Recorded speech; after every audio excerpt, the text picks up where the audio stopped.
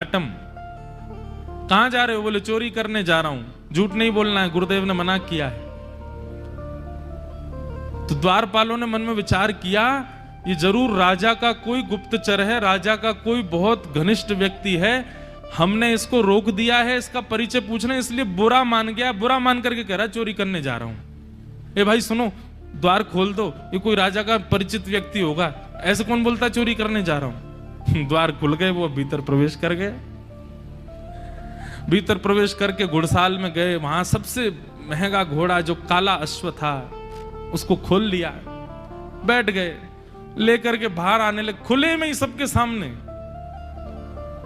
बाहर की ओर जाने लगे। तो द्वारपालों ने कहा ये तो राजा का घोड़ा है, ये क्यों ले जा रहे हैं? फिर भैया ये काला अश्व कहां लेके जा रहे हो? बोले चोरी करने आया था, चोरी कर ली, अब चोरी करके ले जा रहा हूं। द्वारपाल बोले ये तो कुछ ज्यादा ही बुरा मान गया है, ऐसे कौन बोलता है? अरे भैया द्वार खोल दो, इनको जाने दो, रोको नहीं। उनका सत्य और वहां द्वारपाल का उसके प्रति ये भाव रखना कि बुरा मान गए, वो ऐसा फिट हुआ कि किसी को शंका ही नहीं हुई कि ये चोरी कर रहे हैं। घोड़ा लेकर के चले गए और उसी समय राजा ने आज्ञा की मेरे घोड़े तैयार करो, मैं भी जाऊंगा कहीं। ऐसा उसने आज्ञा की। जाके देखा तो काले अश्व थे नहीं।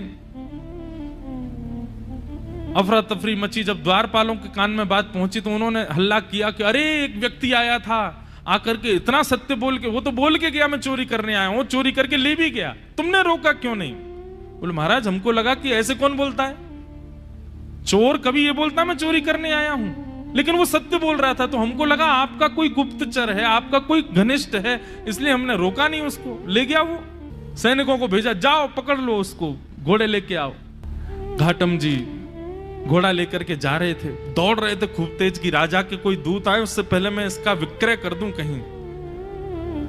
लेकिन तभी उसी मार्ग पर ही एक मंदिर पड़ा राम जी का, और वहां संभवतः उसी समय आरती चल रही थी।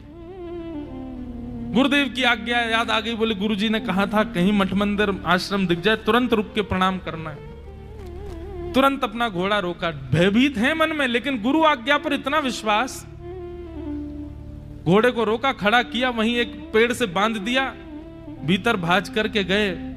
जल्दी जल्दी प्रणाम कर रहे थे, आरती चल रही थी, आरती प्रणाम की, संतों को प्रणाम किया। लेकिन जब तक वो बाहर आते उससे पहले सैनिक आ गए, और सैनिकों ने आकर के देखा घोड़ा खड़ा है। लेकिन एक आश्चर्य हुआ, वो घोड़ा जो काला था वो श्वेत हो गया था।